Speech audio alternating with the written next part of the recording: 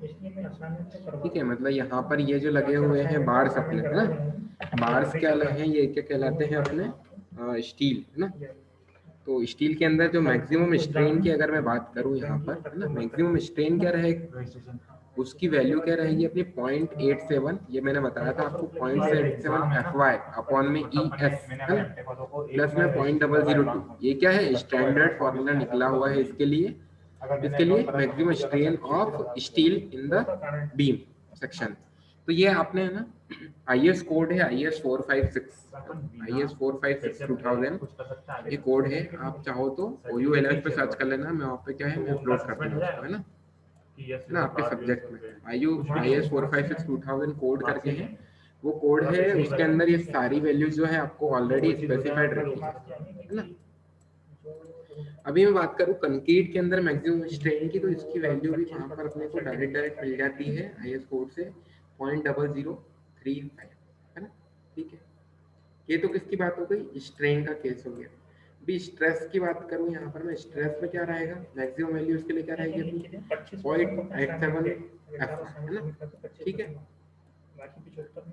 और अगर मैं कंक्रीट में बात करूँ ना, कंक्रीट में इसकी वैल्यू क्या रहेगी 0.446 FC।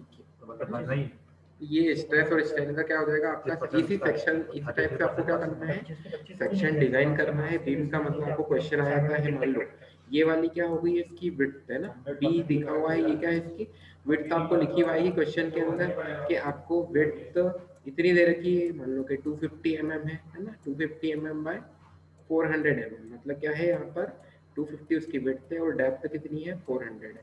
अभी इसमें में से भी अपने को क्या करना पड़ता है कि जो अपनी इफेक्टिव डेप्थ पहले अपने को निकालनी पड़ती है। इफेक्टिव डेप्थ क्या होती है, मैंने बताया था आपको।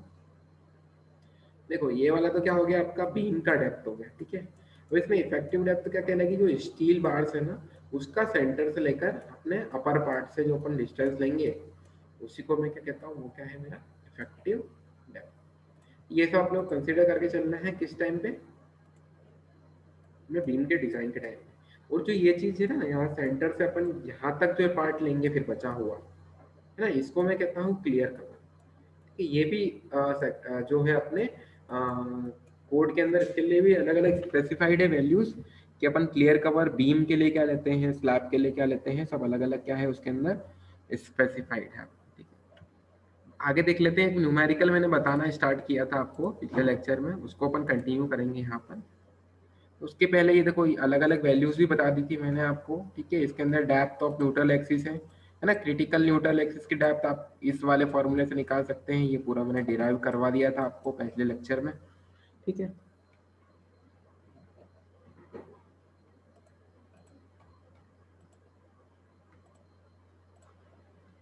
नेक्स्ट लेक्चर की बात करूँ यहाँ पर, नेक्स्ट मतलब स्लाइड की बात करूँ यहाँ पर, लीवर आर्म मैंने आपको बता दिया था इस फॉर्मूले से निकलेगा, ठीक है। डी माइनस में 0.42 एक्स, है ना, एक्स क्या है आपका डेप्थ ऑफ न्यूट्रल एक्सिस।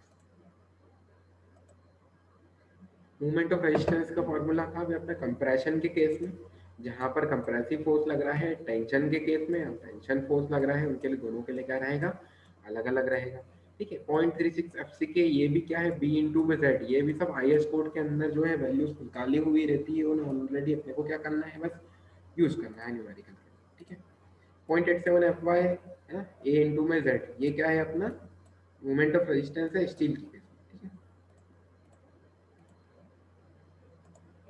ठीक है। नेक्स्ट स्लाइड पर चलते हैं अपन। Maximum depth of neutral axis अपन ने निकाली थी यहाँ पर, ठीक है, आपको मैंने बताया था उसमें XU, ठीक है ना, XU बाई डी ये फॉर्मूला लगेगा उसके लिए मैक्सिमम डेप्थ के लिए। यहाँ पर क्या लगेगा, ये वाला मैक्सिमम डेप्थ के लिए फॉर्मूला लगेगा XU अपॉन में D, ठीक है। इसमें क्या हो जाएगा 0.0035, है ना, डिवाइडेड बाय, मतलब मैक्सिमम स्ट्रेन हो गया यहाँ पर 0.0035, ठीक है, किसके केस में, कंक्रीट के केस में।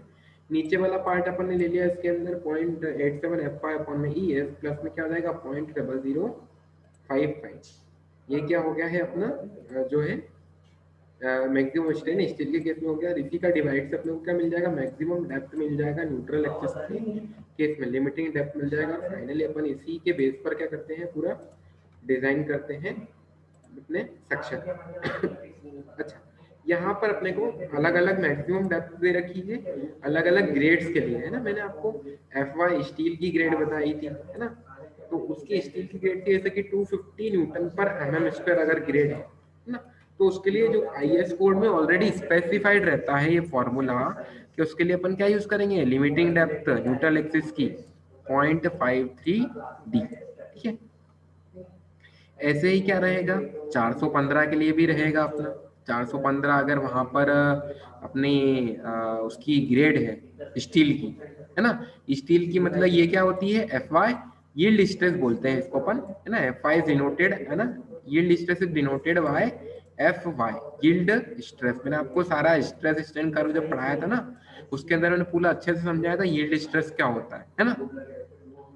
तो 415 जब रहेगा उसका FY यील्ड स्ट्रेस, तब अपन लिमिटिंग डेप्थ कितनी लेंगे उसके लिए IS कोड में स्पेसिफाइड है ये भी। तो ये टेबल आपको जो है क्या है लर्न करना है अच्छे से, ठीक है, याद रखना है। तो आपको क्या है पूरे डिजाइन के टाइम पे सेक्शन जब डिजाइन करेंगे, बीम आप जब डिजाइन करोगे तब आपको क्या है पूरे न्यूमेरिकल्स में ये यूज होगा, ठीक है। नेक्स्ट है जो है अगर 500 न्यूटन पर mm² अगर ये डिस्टेंस है उसका, ठीक है, तो उसके केस में अपन लिमिटिंग डेप्थ कितनी लेंगे इसमें, 0.46 इंटू डी। मतलब ये क्या सब चीजें लिमिटेड है ना, ये सब चीजें हैं क्या इसकी अल्टीमेट है, मतलब क्या है इस इसके बाद क्या हो जाएगा सेक्शन जो है वो क्या हो जाएगा, क्रैक आना स्टार्ट हो जाएंगे उसके अंदर, या फिर क्या हो जाएगा उसमें कॉलैप्स होना स्टार्ट हो जाएगा, ठीक है ना। तो अपन ये लिमिटिंग वैल्यूज लेके चलते हैं इसके अंदर, है ना, ये चीज है, ठीक है। तो ये वाली टेबल आपको क्या है अच्छे से लर्न करना है, ठीक है। नेक्स्ट स्लाइड पर चलते हैं अपन यहाँ से। अभी मैंने आपको मूवमेंट ऑफ रेजिस्टेंस एक का टर्म बताया था, है ना। तो मूवमेंट ऑफ रेजिस्टेंस के अंदर अपना कंक्रीट के लिए और स्टील के लिए मतलब अलग अलग केस में अलग अलग था, है ना। तो उसमें वो वैल्यू क्या थी अपनी नॉर्मल वाली वैल्यू थी। यहाँ पर कौन सी वैल्यू ले रहे हैं अपन, लिमिटिंग, है ना। ये वाली कौन सी है, limiting value of tension steel and movement of resistance. तो मोमेंट ऑफ रेजिस्टेंस की limiting value with respect to concrete, moment of limiting की रेजिस्टेंस की limiting value with respect to steel, ठीक है ना। कंक्रीट में क्या आएगा, कंप्रेशन फोर्स आएगा, स्टील में क्या आएगा, टेंशन फोर्स, ठीक है। उसके लिए क्या रहेगा, वही फॉर्मूला रहेगा, बस अपन क्या कर रहे हैं यहाँ पर एक्स की जगह क्या लगा देंगे, एक्स लिमिटिंग, और एक्स लिमिटिंग में क्या आएगा, एक्सएम हो जाएगा कंसीडर, ठीक है। अब इसमें एक और चीज आ जाएगी, ऐड हो जाएगी डी माइनस में 0.42 इंटू एक्स यू। तो फाइनल अपना फॉर्मूला क्या आएगा, 0.36 एफ सी के इंटू बी इंटू में एक्स यू इंटू में डी माइनस में 0.42 एक्स यू। एक्स यू क्या है, limiting value of depth of neutral x, ठीक है ना, limiting depth of neutral x. Simple वाला एक्स क्या था अपना, सॉरी सिंपल जेड क्या था अपना, जो है जेड के अंदर ये पर लीवर आर्म है अपना, ठीक है। तो लीवर आर्म से अपन ने क्या कर दिया यहाँ पर मल्टीप्लाई कर दिया, ठीक है। नेक्स्ट टेंशन के केस में भी सेम टू सेम ऐसे हो जाएगा। और मैंने बताया था आपका मोमेंट रेजिस्टेंस उसका क्या था 0.87 FY, है ना। ये FC के नहीं है, यहाँ पर ये FY आएगा ना, ये मिस प्रिंट हो गया एक्चुअली, ठीक है। ये FY आएगा यहाँ पर 0.87 इंटू में FY, ठीक है, ये S इंटू में D माइनस में 0.42 XU, ठीक है। क्लियर है इतना। मैंने एक और टेबल बताई थी यहाँ पर, ये बहुत ही इंपॉर्टेंट चीज है ये भी, कि limiting moment of resistance values Newton, है ना, और mm²। अभी यहाँ पर क्या है, ग्रेड ऑफ कंक्रीट के हिसाब से मैंने क्या करा है, मूवमेंट ऑफ रेजिस्टेंस की लिमिटिंग वैल्यूज को क्या करा है यहाँ पर निकाल के दिया, M20 के लिए, M25 के लिए और M30, ठीक।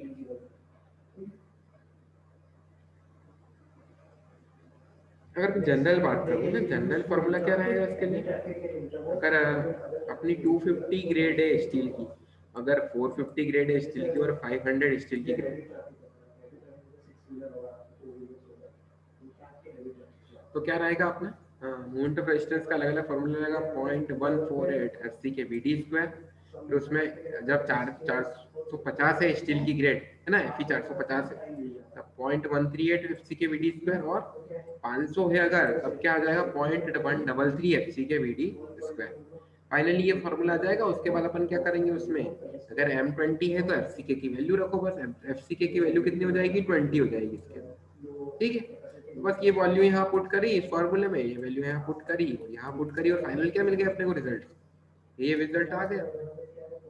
ऐसा कैसे M20 के लिए, M25 के लिए और M30 के लिए, ऐसा कैसे M25 M30 के लिए। तो अलग अलग टेबल ये भी क्या करनी है आपको, लर्न करके रखनी है, ठीक है।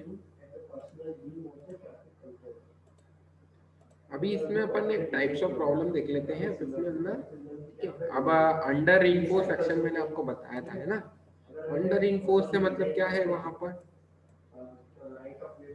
अंडर इनफोर्स सिंपल सी बात है, मतलब वहां पर क्या है, अंडर इन्फोर्समेंट मतलब स्टील जो है अपना वो क्या है, कम लगा हुआ है उसके, और कंक्रीट ज्यादा है, सिंपल सी बात है ना। तो अंडर इन्फोर्स मतलब स्टील कम है और कंक्रीट ज्यादा है, तो स्ट्रेस किसके अंदर चले जाता है। एक बात है, स्टील में अगर ज्यादा लगना, स्टील अपना कम लगा हुआ है, तो स्टील के केस में क्या रहेगा, अपना जो है स्ट्रेसेस पहले डेवलप होंगे, उसके बाद क्या होंगे, कंक्रीट के अंदर अपने स्ट्रेसेस डेवलप होंगे, है ना। तो मतलब उसको मैं क्या कहूँगा, वो क्या है मेरा अंडर इन्फोर्स। तो उसके लिए मोमेंट ऑफ रेजिस्टेंस का जो फॉर्मूला रहेगा ना अपना, वो क्या रहेगा, mu equal to 0.87 Fy into में AT डी माइनस में क्या हो जाएगा, Fy AHT divided by FCK into में B, ठीक है। ये तो किसके लिए हो गया, अंडर इन्फोर्स। नेक्स्ट आता है फॉर बैलेंस सेक्शन ना। बैलेंस सेक्शन की अगर मैं बात करूं, वहां पर मोमेंट ऑफ रेजिस्टेंस कैसे कैलकुलेट कर सकते हैं अपन, 0.87 Fy इंटू AST इंटू में D माइनस में 0.42 FCU। मैंने तो ये फॉर्मूला आपको बता ही दिया है, मतलब लिमिटिंग डेप्थ के लिए था वो वहां पर, मतलब वो किसके लिए था, इक्विलिब्रियम पोजीशन में हो जब बैलेंस सेक्शन हो, स्ट्रेसेस स्टील में और टेंशन मतलब कंक्रीट में, दोनों में ही साथ में स्ट्रेसेस डेवलप हो रहे हैं, तो उसको मैं क्या कहूँगा, वो क्या है मेरा बैलेंस सेक्शन, ठीक है।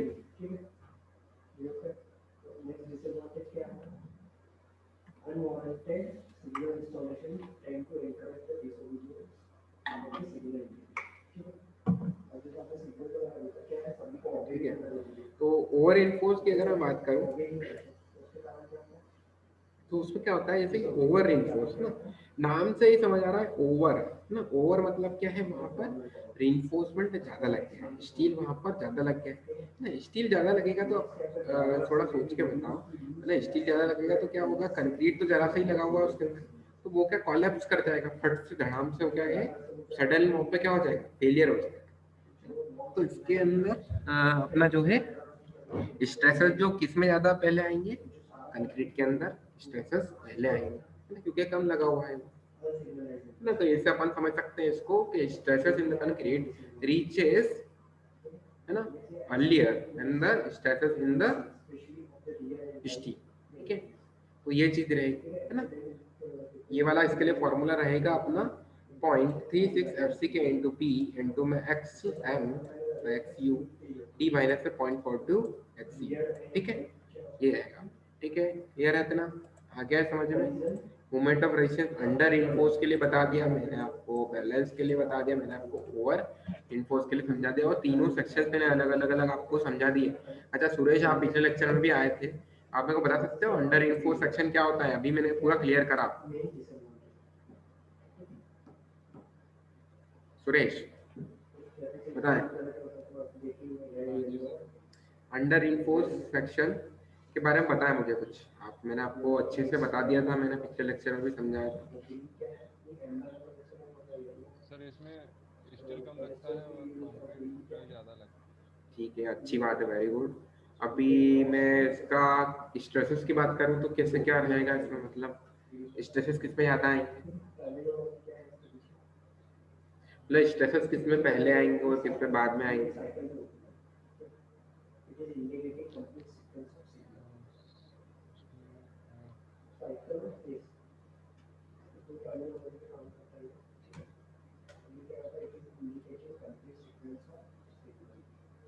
अच्छा ये तो आप लिखते हुए चल रहे हैं साथ में सुरेश आपके,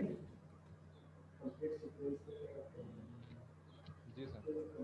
है ना। तो ये आप लिखते हुए चलो, अच्छी बात है, ये आप लिखते हुए चल रहे हो साथ में आपके, तो आपका क्या है, आपको ध्यान में रहेगा जब आप क्या लेक्चर में आप कुछ चीज लिखते हो ना, तो उसका फायदा आपको बहुत होता है, मतलब है ना। तो आपको क्या है, जब एग्जाम टाइम पे जो मतलब एग्जाम आएगी ना, तो उस टाइम पे क्या होता है, जैसे मतलब अपन न्यूमेरिकल सॉल्व करते हैं तो वो माइंड में याद रहता है, मतलब है ना। तो साथ साथ क्या है ना, कॉपी पेन लेके बैठोगे और लिखते रहोगे तो उसमें बहुत फायदा होगा ना। अच्छी बात है तुम लिख रहे हो, और तुमने आंसर भी सही सही दिए हैं। अच्छा, मेरे को एक चीज और बताओ कि ओवर इन्फोर्स के केस में क्या होगा, मतलब तुमने अंडर का तो मेरे को बता दिया, सही बताया, बिल्कुल सही बताया।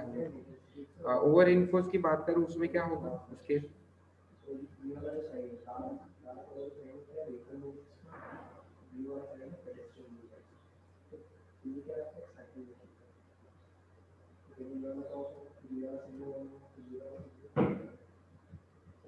हाँ सुरेश बताएं।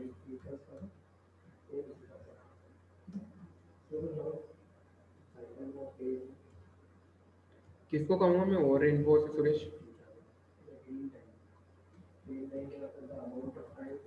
आवाज आ रही है मेरी सुरेश? जी सर। आ रहा है समझ में? ओवर इन्फोर्स किसको कहूंगा मैं? उसके अंदर क्या स्टील ज्यादा रहेगा या कंक्रीट ज्यादा रहेगा? ओवर में सर, हाँ,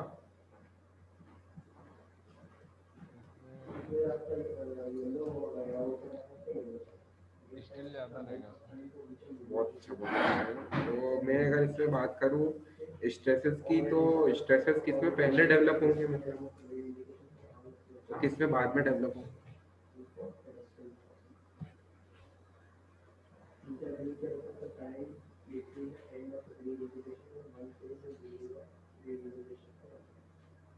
देखो इस वाले केस में, देखो मैं बता देता हूँ आपको, आपको आपने सुना नहीं होगा ध्यान से ना, अभी इस बात को लिख लो, ठीक है। कि इसमें क्या होगा, इस वाले केस में स्ट्रेसेस जो हैं अपने स्टील, देखो यहाँ पर क्या है, ग्रेटर है, ठीक है, कंक्रीट से, ये चीज लिख लो। अभी इसके बाद क्या है, स्ट्रेसेस की बात करूं मैं तो कहाँ पर ज्यादा डेवलप होंगे, कंक्रीट में पहले डेवलप होंगे, सिंपल सी बात है ना। यहाँ पर क्या हो जाएगा, कंक्रीट में पहले स्ट्रेस डेवलप होंगे, और क्या होगा कि सडन फेलियर हो सकता है वहां पर। देखो अंडर के केस में क्या हो रहा था कि वहां पर क्रैक्स डेवलप हो रहे थे पहले, कंक्रीट के अंदर क्या होगा, क्रैक्स डेवलप होंगे, है ना। वहां पर एक पर्टिकुलर वार्निंग देगा वो सेक्शन फेल होने के पहले। लेकिन यहाँ पर ओवर के केस में क्या हो गया, सडन फेलियर हो जाएगा आपका, मतलब धड़ाम से गिर गया, है ना। मतलब क्या हुआ, सडन फेलियर हो जाएगा आपका इस केस में, तो मतलब पर्टिकुलर वार्निंग भी नहीं देगा वो, है ना। सिंपल सी बात है, स्ट्रेस किस में ज्यादा डेवलप होंगे, यहाँ पर पहले डेवलप होंगे कंक्रीट, और इसके केस में क्या हो गए, स्टील, ठीक है। आ गया है समझ में? लिख लिया है इसको, बात को, है ना, लिखते चलो इस बात को, ठीक है।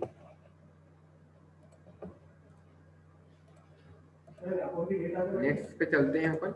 मैंने आपको ये न्यूमेरिकल स्टार्ट करवाया था, यहाँ पे आपने इसकी वैल्यूज लिख ली थी, इसमें क्या क्या है गिवन है आपको। अच्छा, एफसी के क्या होता है ये भी मैंने आपको बताया था कल, सुरेश। जी सर। क्या होता है एफसी के, और एफवाई क्या होता है, किस किस के केस में है, एफवाई किसके लिए ले रहा हूँ, और एफसी के किसके लिए कंसिडर कर रहा हूँ मैं।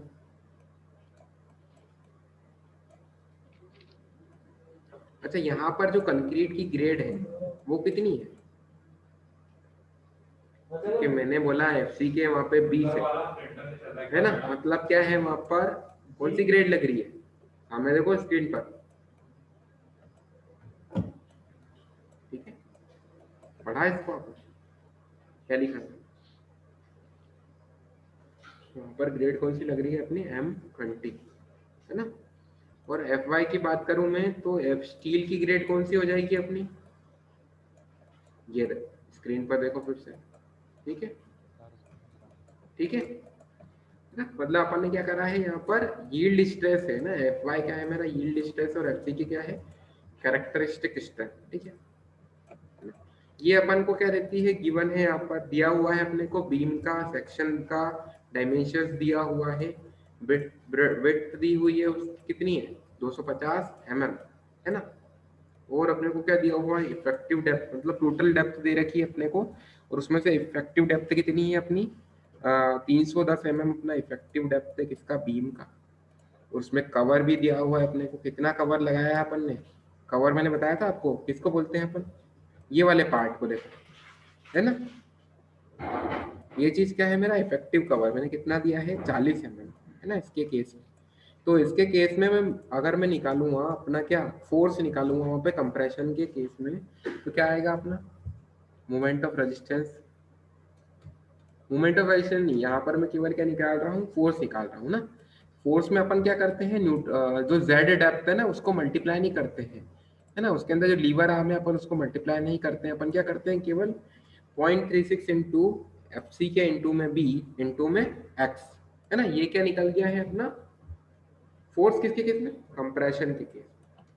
ठीक है, आगे आगे बताता हूँ आपको, मैं डिजाइन पूरा करवा के बताऊंगा ये वाला बीम का। अच्छा, अभी यहाँ पर एरिया निकाल सकते हो आप, मेरे को बार्स का डायमीटर दिया हुआ है ना। देखो 3 बार्स दिए हुए हैं यहाँ पर, आपको दिखेंगे यहाँ।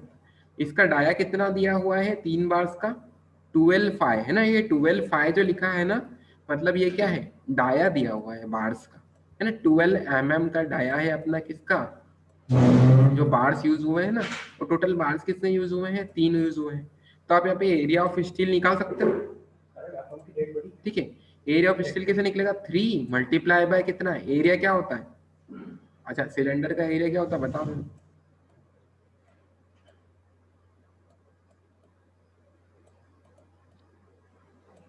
ठीक है, ये एरिया निकल जाएगा आपका यहाँ पे,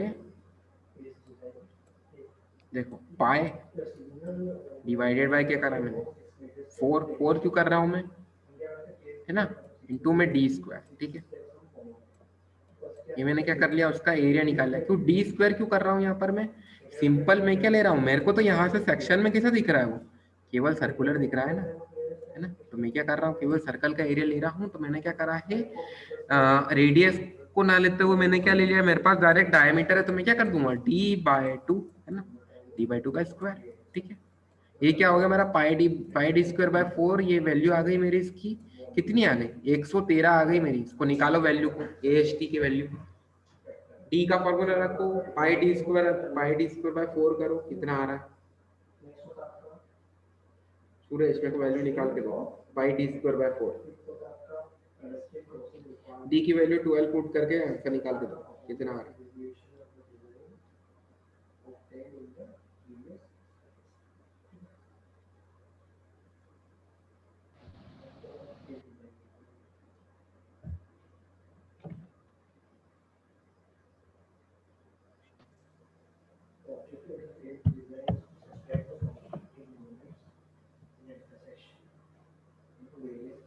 हाँ सुरेश, हुआ सॉल्व, सॉल्व करो। देखो अभी क्या आरसीसी के केस में क्या रहेगा आपको, कि इसमें आपका देखो आपको कैल्सी साथ में लेके ही बैठना पड़ेगा, है ना, क्योंकि क्या है कि अपन इसमें सॉल्व कराएंगे आपको न्यूमेरिकल, तो कैल्सी जो है साथ में लेके बैठे हैं, है ना इसके। जी सर। क्योंकि अभी आपको कैल्सी की जरूरत पड़ेगी, है ना, सब्जेक्ट में एग्जाम में भी आपको कैल्सी की जरूरत पड़ेगी, अभी अगर ऑफलाइन एग्जाम होती है तो, है ना।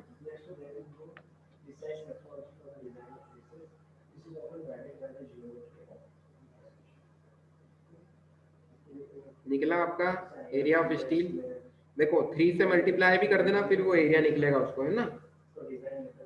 क्योंकि 3 बार से टोटल अपने 3 बार से, तो अपन 3 से मल्टीप्लाई करेंगे तभी अपने पास पूरा एरिया ऑफ स्टील आएगा, है ना। और उसी से अपन फिर फोर्स इन द टेंशन निकालेंगे, है ना।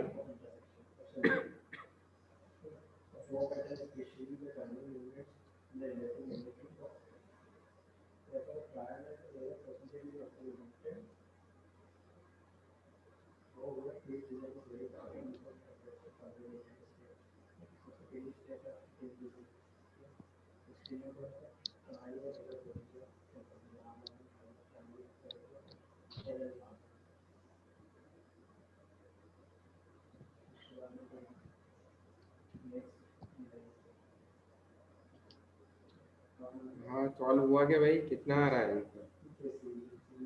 इतना टाइम लगता है क्या, कैल्सी है ना अपने पास सुरेश, जी सर। हुआ सॉल्व। मार्था अपन क्या कर रहे हैं?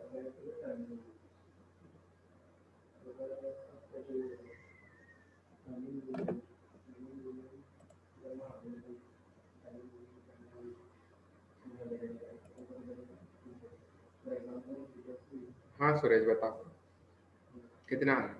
मेरा पाई डी स्क्वायर बाय 4 कितना आया है, तो उसके बाद पूरा टोटल एरिया ऑफ स्टील कितना आया है, उसे 3 मल्टीप्लाई करेंगे।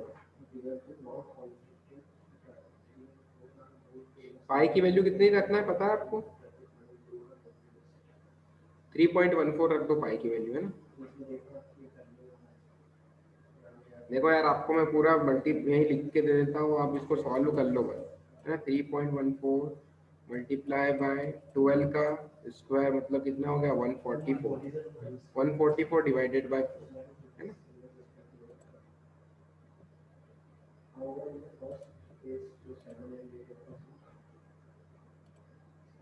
ठीक है, मतलब 144 डिवाइडेड बाय क्या कर लो अपन यहाँ पर 4 कर लो, कितना आ रहा है अब बताओ मुझे सुरेश। जी सर। इसकी वैल्यू कितनी आ रही है, मैंने लिखा है यहाँ पर।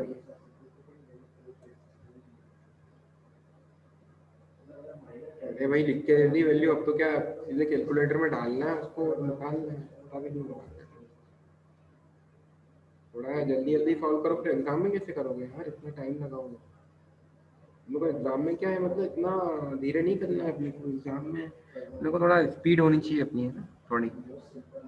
वहाँ पे इससे बड़े बड़े क्वेश्चन आते हैं, डिजाइन करना रहेगा, उसके बाद स्टेप के अंदर चेक लगाना पड़ता है, आखिरी में शेयर के लिए चेक लगाना पड़ता है। डिजाइन स्टेप बताई थी मैंने आपको ना, इसके पहले भी, इसके पहले वाली यूनिट। तो वो चेक लगाना पड़ेगा, उसके लिए तो अपने को फिर अपने थोड़ा डिजाइन स्टेप्स के हिसाब से फटाफट फटाफट करना है अपने को, है ना। आपके पास क्या है, काय से पढ़ रहे हो आप, शिवानी वानी से पढ़ रहे हो क्या? बुक जो सर। बुक है ना, तो बुक के अंदर देखना है डिजाइन स्टेप्स कितनी बड़ी बड़ी उसके अंदर। आपने डिजाइन ऑफ बीम्स देखा है, उसके चैप्टर देखा है उसके अंदर, उन्होंने अलग अलग स्टेप्स बता रखी होंगी, है ना। तो उसमें एक न्यूमेरिकल कम से कम आपका 13-14 पेज का आता है, तो आपको थोड़ा है ना जल्दी जल्दी करना पड़ेगा उसको, है ना। थोड़ा अपना मैथमेटिक्स का जो स्पीड है ना थोड़ा अच्छा कर लो, ठीक है। जी बताओ सर। वैल्यू कितनी निकली, कितनी आई? देखो आपके 4 बैग भी है ना पहले से, इसलिए मैं आपको बता रहा हूँ कि अपने अच्छा है, थर्ड सेम के 4 बैग है ना। तो उस हिसाब से यार थोड़ा मतलब वो रहा, और हम उसको फैकल्टी आपको गाइड करेंगे बस सब सारी, और कुछ नहीं, बाकी आपको करना है ना? पढ़ना आपको एग्जाम को। कोई डाउट हो तो आप सबको पूछ सकते हो, इस सब्जेक्ट में कुछ डाउट हो पूछ सकते हो। हुआ सॉल्व 100, चलो ठीक है सर, आप बाद में सॉल्व कर लेना। 113 आएगा, ठीक है। उसका एरिया जो आएगा अपना कितना आएगा, 113 आएगा, देखो आपको लिखा हुआ है यहाँ पर। मल्टीप्लाई बाय 3 कर लो, ये इसका फॉर्मूला है ना, ठीक है। Finally area of S T अपन क्या कर रहे हैं, इसको अभी ऐसे ही रहने देते हैं, ठीक है। फिर मैंने क्या करा, फोर्स टेंशन की केस में निकाल लिया, है ना। इसके लिए मेरे पास डायरेक्ट आई एस कोड से फॉर्मूला था, वो मैंने आपको बता दिया था। वही फॉर्मूला है 0.87 एफ वाई इंटू में ए एस। एफ वाई की वैल्यू आपको गिवन है 415, यील्ड स्ट्रेस दिया हुआ था। फिर ए एस अपन ने अभी निकाला है ए एच टी, ठीक है। तो ये वैल्यू अपन ने यहाँ पुट कर दी, तो फाइनली अपने पास क्या आ गया है, फोर्स इन द टेंशन। ये अपना न्यूटन के अंदर आ गया है इतना वैल्यू, ठीक है। ठीक है, अब क्या करा, अपना बैलेंस सेक्शन का कंसीडर करके चल रहे हैं अपन यहाँ पर, कि अपना सेक्शन कैसा है। देखो ऐसा केस आ जाए जहां पर अपने को कुछ ना दिया हो ना, तो उस अपन वहां पर क्या कर लेते हैं, सेक्शन को एज अ बैलेंस सेक्शन मान के चलते हैं, है ना। वो डेप्थ अपन निकालते हैं फिर अपन उसके अंदर। तो डेप्थ कितनी निकली अपने पर, एक्स की वैल्यू कितनी आई, न्यूट्रल एक्सिस की डेप्थ आई 68 mm, है ना। तो इसका जब मैंने लिमिटिंग डेप्थ निकाली, लिमिटिंग डेप्थ का अपने को पता है कितना होता है, एफ आई जब 415 हो तो अपन कौन सा फॉर्मूला लगाते हैं, 0.48 इंटू में डी। बस डी क्या है अपना, effective depth of the beam. Effective depth कितनी थी अपनी 310, मैंने क्या करा, वैल्यूज पुट करी। फाइनल मेरे पास कितना है 148/8, मतलब क्या है अपना एक्स एम है। लिमिटिंग वैल्यू अपनी कितनी है, ग्रेटर है किससे, जो अपनी एक्चुअल डेप्थ है उस। तो डेप्थ ऑफ न्यूट्रल एक्सिस अपन किस लिए क्या ले लेंगे अपन, 68 एंगल लेंगे, ठीक है, वही लेंगे जो अपनी एक्चुअल डेप्थ, ठीक है, ये चीज आ गई अपनी यहाँ पर। फिर अपन क्या करते हैं, इसी चीज से लीवर आर्म निकालते हैं फिर फाइनल, ठीक है। लीवर आर्म की वैल्यू मैंने आपको बताई थी, डी माइनस में 0.422 में एक्स यू, डी की वैल्यू है डेप्थ 310 अपने पास दी हुई है, एक्स की वैल्यू अपन लेंगे यहाँ पर 68, है ना, क्योंकि ग्रेटर किसकी आई थी, अपनी लिमिटिंग डेप्थ अपनी ग्रेटर आई थी, है ना, इसलिए अपन ने क्या करा, जो एक्चुअल डेप्थ है उसको कंसिडर कर लिया, कम वाली को अपन कंसिडर करके चले। तो देखो यहाँ पर क्या लीवर आर्म कितना आ गया है, सेट है ना, as x is less than x m, ठीक है ना, एक्स अपना क्या है, लेस है, एक्चुअल डेप्थ से अपनी वो क्या है, लेस है, इसलिए क्या होगा अपना, ये कौन सा केस है, अंडर रेनफोर्स का केस है, ठीक है। पहले अपन सेक्शन को कैसा डिजाइन करेंगे, अंडर रेनफोर्स डिजाइन करेंगे, और उसके बाद क्या करेंगे अपन, उसका मोमेंट ऑफ रेजिस्टेंस निकाल देंगे स्टील के अंदर, है ना। तो moment of resistance with respect to steel क्या आ जाएगा अपना, जो टेंशन फोर्स निकाला था अपन ने, फोर्स की वैल्यू मैंने पीछे आपको बता दी है, यहाँ पर AST करके कितनी आई थी, ये वाली जो वैल्यू थी मेरी, ठीक है, ये वाली वैल्यू थी मेरी टेंशन के केस में, ये क्या निकला था, फोर्स निकला था, इसको मल्टीप्लाई किससे करना है मेरे को, अपने जो है लीवर आर्म से, लीवर आर्म की वैल्यू भी अपने पास क्या आ गई है, यहाँ पर लीवर आर्म की वैल्यू आ गई, बस मैंने क्या करा, वैल्यूज को पुट करा यहाँ पर, बस पुट करने के बाद फाइनली मोमेंट ऑफ रेजिस्टेंस कितना आ गया अपना, विद रिस्पेक्ट टू स्टील कितना आ गया, 30.44 किलो न्यूटन मीटर। हो जाएगा ये सॉल्व सुरेश, ठीक है, क्लियर है इतना, सुरेश क्लियर है इतना, जी ठीक है ना। अभी मैं आपको जो है इसका, आप या तो है ना, अगर रनिंग क्लास में अगर PPT में कभी ना दूं तो उसका स्क्रीनशॉट ले लिया करो, है ना, कभी ऐसा लगे आपको, है ना, ले लो इसका न्यूमेरिकल का स्क्रीनशॉट ले लो। मैं एक और पेज अभी बता देता हूँ, शुरू से ले लो, इसका ले लिया, ठीक है, हो गया इसका, हो गया सुरेश, जी सर। इसका ले लिया था, ठीक है, तीनों जो है पेजेस का मैंने आपको न्यूमेरिकल का बता दिया है। अभी फाइनल अपन एक डिजाइन ऑफ सेक्शन का क्वेश्चन है, वो अपन जो है आपको नेक्स्ट लेक्चर में देखेंगे, अभी क्योंकि टाइम हो चुका है, तो काफी लंबा भी है ये वाला, डिजाइन करके पूरा बताया है इसको, है ना, तो इसको अपन क्या करेंगे नेक्स्ट लेक्चर में देखेंगे, ठीक है। अच्छा, आ गया, इतना क्लियर है आज का, ठीक है, चलो मैं लीव करता हूँ, ओके।